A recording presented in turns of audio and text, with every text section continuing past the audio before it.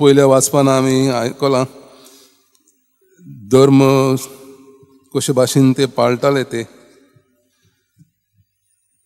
लेवितिकस ह्या पुस्तकांतले वाचप.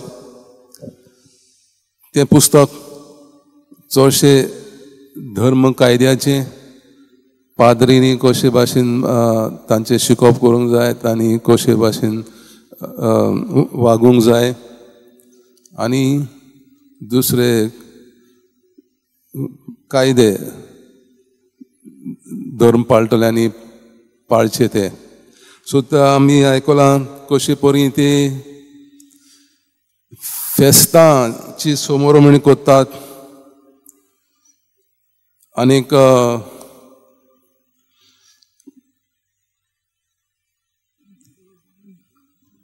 कशे भाशेन ते तांची सदांचे रिलिजियस जिवीत समोर रमतात. मोइजेसान तांकां कायदे दिल्ले ते कशे पाळचे ते तांकां ते पुस्तकां वरवीं सांगलेलें.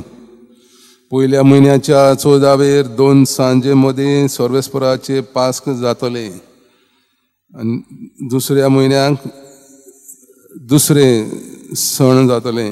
सो हे भाशेन ते आपलो धर्म पाळटाले. सो धर्म फकत साक्रिफीस म्हणजे मिसां करून न्हय पूण आमच्या फेस्तां वरवीं आमच्या रिती चाली वरवीं सदांच्या जिविताच्या धर्माच्या चाली वरवीं आमकां आमचो धर्म कितें तें सोजमता.